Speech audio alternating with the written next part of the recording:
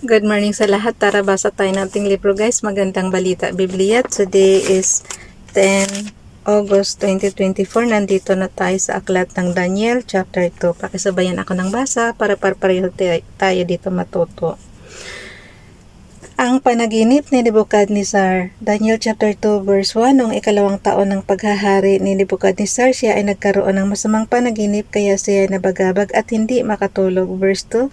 Dahil dito, ipinatawag niya ang lahat ng salamangkero, encantador, mangkukulam at astrologo upang ipaliwanag ang kanyang panaginip. Verse 3. Sinabi niya sa kanila, "Nanaginip ako at ito ang bumabagabag sa akin hanggang ngayon. Ipaliwanag nga ninyo ang kahulugan ng aking panaginip." Verse 4.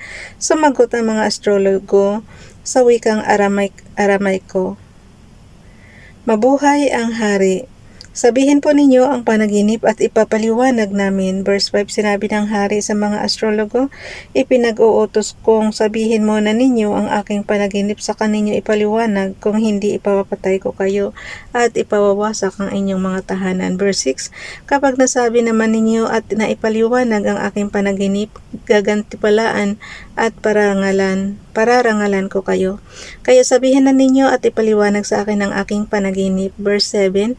Muli silang sumagot, "Mahal na hari, sabihin po ninyo ang panaginip at ipapaliwanag namin." Verse 8. Sinabi naman ng hari, "Alam kong pinahaba lang ninyo ang oras dahil sa sinabi ko sa inyo." Verse 9. "Naiisa ang hatol ninyo kapag hindi ninyo nasabi at naipaliwanag sa akin ang aking panaginip. Nagkaisa kayong magsinungaling sa akin sa pag-aakalang magbabago pa ang aking isip sa paglipas ng oras. Sabihin ninyo ang aking panaginip at saka ako maniniwalang maipapaliwanag nga ninyo iyon." Verse 10. Sumagot ang mga astrologo, "Wala pong tao sa daigdig na makakagawa ng iniuutos ninyo, wala ring hari, gaano man ang kapangyarihan niya na nag-utos ng ganyan sa sinumang salamangkero, manghuhula o astrologo." Verse 11. Napakahirap gawin ang iniuutos ninyo, mga Diyos lamang ang makakagawa niyan at hindi sila namumuhay na kasama ng tao. Verse 12. So, ibig sabihin maraming Diyos. Nakalagay guys, mga Diyos lamang ang makagagawa niyan at hindi sila namumuhay na kasama ng tao. Verse 12. Dahil sa sagot na ito, nagalit ng husto ang hari kahit ipinag-utos niyang patayin ang lahat ng mga tagapayo sa buong Babylonia. Verse 13. Saklaw ng kautosang ito ang lahat ng matatalinong tao sa kaharian, pati si Daniel at ang kanyang mga kaibigan. Inihayag ng Diyos kay Daniel ang panaginip. Verse 14. Kaya maingat na kinausap ni Daniel si Arioch, ang kapitan ng mga tanod ng hari, na siyang inutusan upang patayin ang mga matatalinong tagapayo ng Babylonia. Verse 15. Tinanong niya ito, "Bakit po nag-utos ang ganito kabigat ang mahal na hari?" At sinabi naman sa kanya ni Arioch ang dahilan.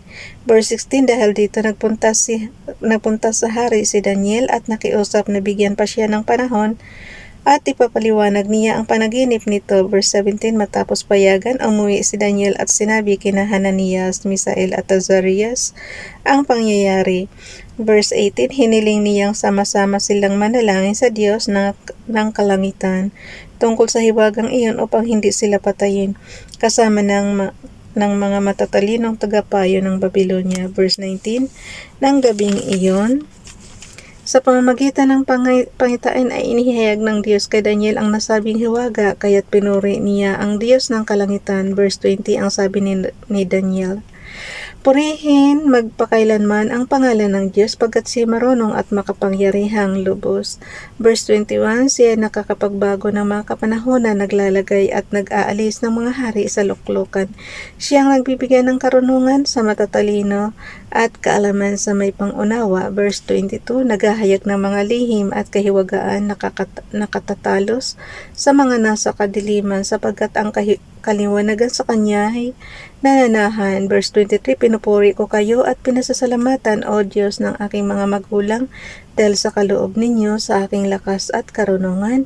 Ngayon ibinigay ninyo sa akin ang aking kahilingan, panaginip ng hari sa amin ipinaalam. Ipinaliwanag ni Daniel ang panaginip ng hari. Daniel chapter 2 verse 24. Pagkatapos bumalik si Daniel kay Arioch, ang opisyal na inuutosan ang opisyal na inutusan upang patayin ang mga tagapayo ng Babylonia. Sinabi niya, huwag mo munang patayin ang mga matatalinong tao.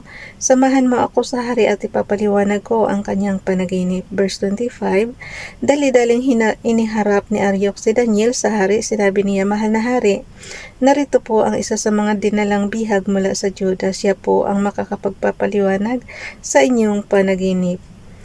Verse 26, si Daniel ang tinatawag na Belteshazzar ay tinanong ng hari, masasabi at maipapaliwanag mo ba sa akin ang aking panaginip? Verse 27, sumagot si Daniel, ang hiwagang gustong alamin ng hari ay hindi maipapaliwanag ng sinumang matalinong tagapayo, encantador, salamangkiro o manghuhula. Verse 28, ngunit mayroon pong isang Diyos sa kalangitan na naghahayag ng mga hiwaga at ipinakita niya sa Haring Nebukadnezar ang mga mangyayari sa mga darating na panahon. Ito ang panaginip na inyong nakita habang kayo natutulog. Verse 29, mahal na hari, ang panaginip ninyo ay tungkol sa mangyayari sa hinaharap at ipinapaalam ito sa inyo ng Diyos na nakakaalam ng lahat ng hiwaga. Verse 30, ang hiwagang ito ay ipinaalam sa akin hindi dahil ako'y higit na matalino kaysa iba, kundi upang ipaliwanag ito sa inyo at upang maunawaan ninyo ang gumugulo sa inyong isipan. Daniel chapter 2 verse 31, mahal na hari, ang nakita ninyo ay isang malaki at nakakasilaw na rebulto. Nakatayo ito sa inyong harapan at nakakatakot pagmasdan. Verse 32, ang ulo nito ay lantay na ginto at pilak ang dibdib at mga bisig, tanso naman ang tiyan at mga hita nito. Verse 33, ang mga binti ay bakal at ang mga paa ay pinaghalong bakal at putik. Verse 34, habang pinagmamasdan ninyo ito ay batong natipak sa bundok na bumagsak sa mga paa ng rebulto at nadurog ang mga paa. Verse 35, pagkatapos nadurog ding lahat ang bakal, putik, tanso, pilak at ginto, naging parang ipa at tinangay ng hangin at walang naiwan kahit baka. Samantala, ang tipak ng batong bumagsak dito ay naging isang napakalaking bundok na pumuno sa buong daigdig. O, naging isang napakalaking bundok. Bundok daw guys, na pumuno sa buong daigdig. Ano yun? Verse 36, mahal na hari, iyan po ang inyong panaginip at narito naman ang kahulugan. Verse 37, kayo po ang pinakadakila sa lahat ng mga hari at kayo po ay pinagkauluban ng Diyos sa langit ng kaharian, kapangyarihan, lakas at karangalan. Verse 38, niloob ng Diyos na masakop ninyo ang lahat ng tao, hayop at ibon sa lahat ng dako. Kayo ang ulong gintong iyon. Verse 39, ang susunod sa inyo ay ang ikalawang kaharian na mas mahina kaysa inyo. Pagkatapos lilitaw ang pangatlong kaharian na isinasagisag ng tanso at sasakopin nito ang buong daigdig. Verse 40, ang pang-apat na kaharian ay sintigas ng bakal katulad ng nagagawa ng bakal, dudurugin ng kaharian ito ang buong daigdig. Verse 41, ang kahulugan naman ng nakita ninyong mga paanayari sa bakal at putik ay ito, mahahati ang kaharian ngunit mananatili ang tigas na bakal sapagkat ito'y nakahalo sa putik.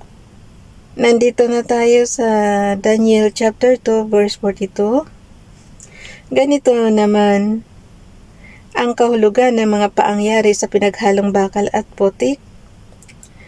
May bahagi itong matibay at may bahagi namang marupok. Verse 43, ang kahulugan ng pinagsamang bakal at putik ay pag-aasawa ng magkakaibang lahi, ngunit hindi ito magtatagal kung paanong hindi maaring paghaluin ang bakal at putik. Verse 44, sa panahon ng mga haring iyon, ang Diyos sa kalangitan ay magtatatag ng isang kahariang hindi maibabagsak kailanman ni masasakop ninuman, dudurugin ito at ganap na nawawasakin ang iba pang kaharian at mananatili ito magpakailanman. Kaya't hindi na makakabangon ang mga iyon kahit kailan. Verse 45, katulad ito ng inyong nakitang tipak ng bato na dumurog sa rebultong yari sa bakal, putik, tanso, pilak at ginto. Mahal na hari, ang mangyayari sa hinaharap ay ipinapaalam na sa inyo ng dakilang Diyos. Ito po ang inyong panaginip at tiyak ang kahulugan nito. Ginantipalaan si Daniel. Daniel chapter 2 verse Daniel chapter 2 verse 46. Magbasa rin kayo guys kasi nabubulol na ako oh. Okay, ulitin ko. Ginantipalaan si Daniel. Daniel chapter 2 verse 46, yumukod si Haring Nebukadnezar na lapat ang mukha na sa lupa at nagbigay galang kay Daniel.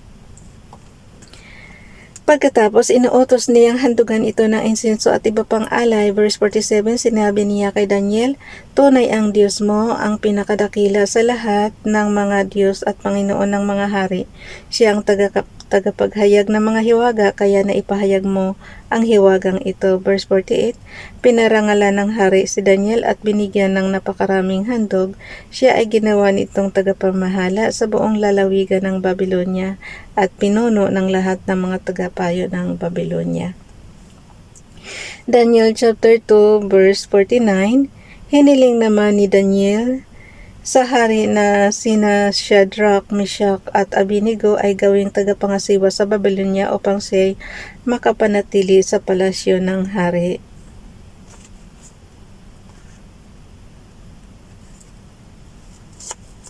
Okay, bukas na itong guys, chapter 3, inuutos sa lahat na sumamba sa rebultong ginto.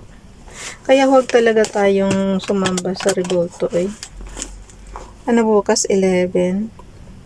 4:11. Tumatagaktak na talaga pawis ko.